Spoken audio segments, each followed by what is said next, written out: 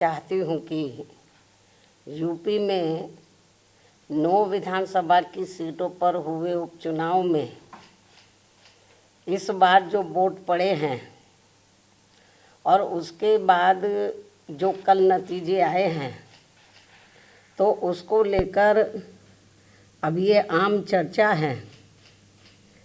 मैं खुद नहीं कह रही हूँ, ये लोगों में आम चर्चा है कि पहले देश में बैलेट पेपर के जरिए चुनाव जीतने के लिए सत्ता का दुरुपयोग करके फर्जी वोट डाले जाते थे और अब तो ईवीएम के जरिए भी ये कार्य किया जा रहा है, जो लोकतंत्र के लिए बड़े दुख व चिंता की बात है। इतना ही नहीं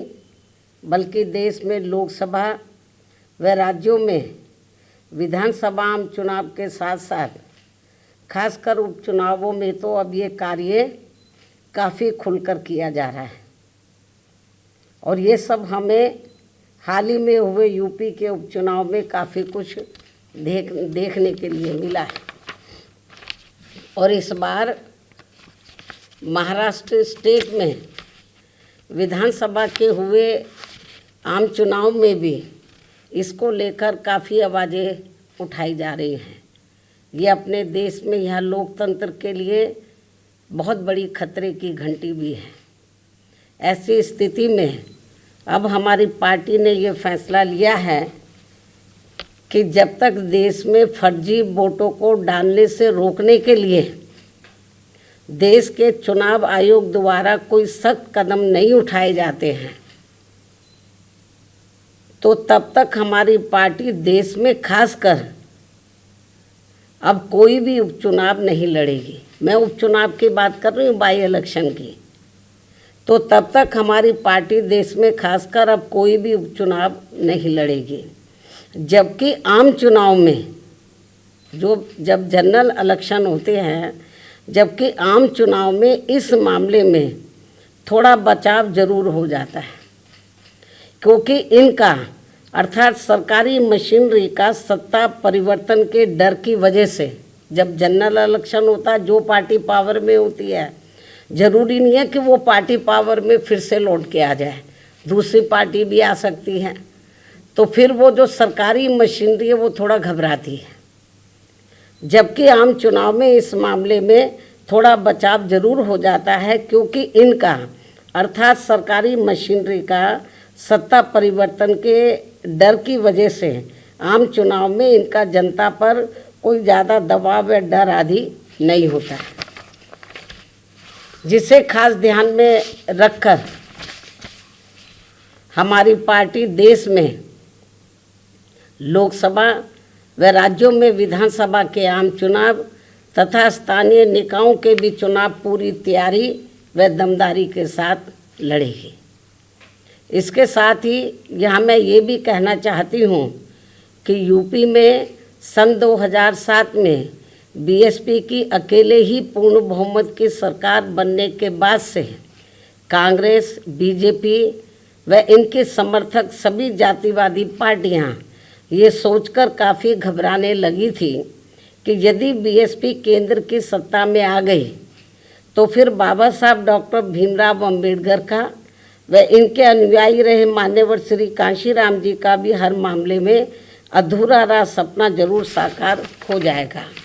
जिसे रोकने के लिए फिर इन्होंने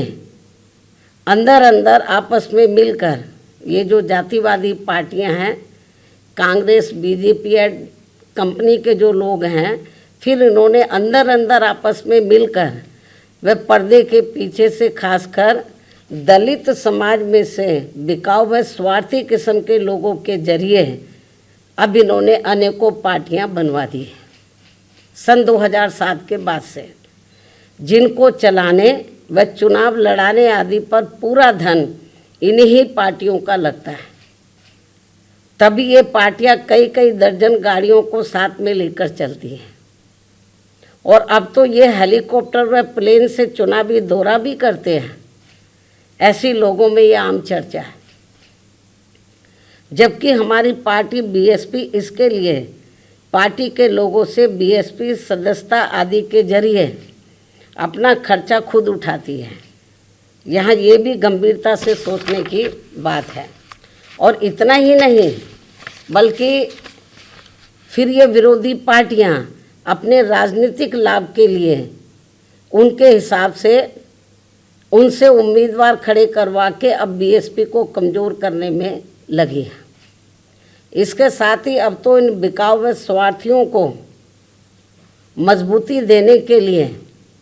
अब ये विरोधी पार्टियां अपना खुद का भी वोट ट्रांसफ़र करवा के इनके हर राज्य में 1-2 एमपी व एमएलए भी जितवा कर भेज रही है। इसलिए ऐसे सभी बिकाऊ व स्वार्थियों की पार्टियों को अब अपने भोले भाले दलितों, आदिवासियों, अन्य पिछड़े वर्गों व अक़लियतों को भी अपना एक भी वोट देकर खराब नहीं करना है।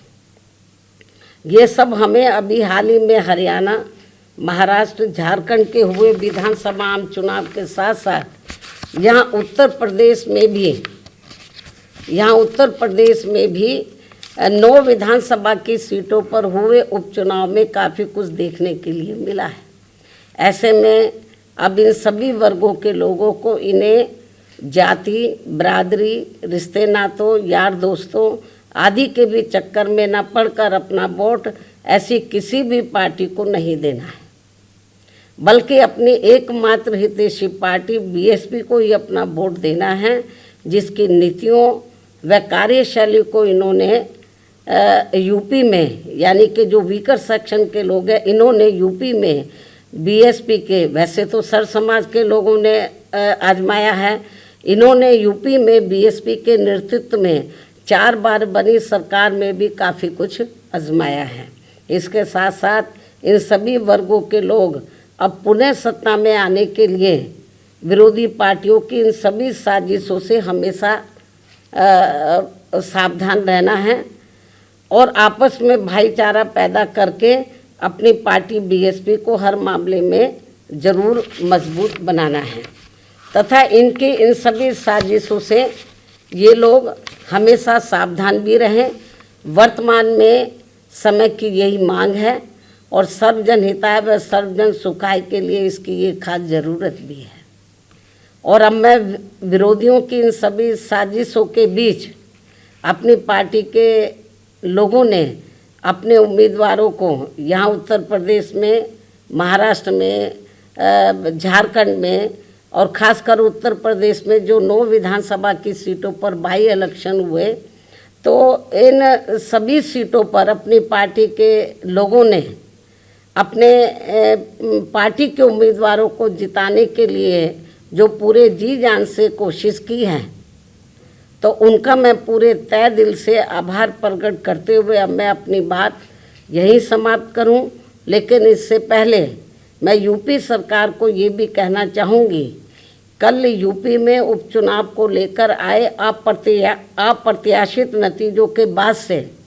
खासकर संभल जिला सहित पूरे मुरादाबाद मंडल में काफ़ी तनाव की स्थिति व्याप्त थी कल से ही। ऐसे में शासन व प्रशासन को संभल में मस्जिद व मंदिर विवाद को लेकर सर्वे कराने का कार्य आगे बढ़ाना चाहिए था, जो तो ये ज़्यादा बेहतर होता। लेकिन ऐसा ना करके जो आज वहाँ सर्वे के दौरान जो कुछ भी बवाल हुआ है, हिंसा हुई है, तो उसके लिए यूपी का शासन व प्रशासन पूरी तरह से जिम्मेवार है। ये अति निंदनीय है। ये जो भी कुछ उधर हो रहा है ये अति निंदनीय है, जबकि ये काम दोनों पक्षों को साथ में लेकर शांतिमय ढंग से किया जाना चाहिए था, जो नहीं किया जा रहा है। ऐसे में अब मैं खासकर संभल के सभी लोगों से वहाँ शांति व्यवस्था बनाने की भी पुरजोर अपील करते हुए अपनी बात यहीं समाप्त करती हूँ। धन्यवाद। जय भीम व जय भारत।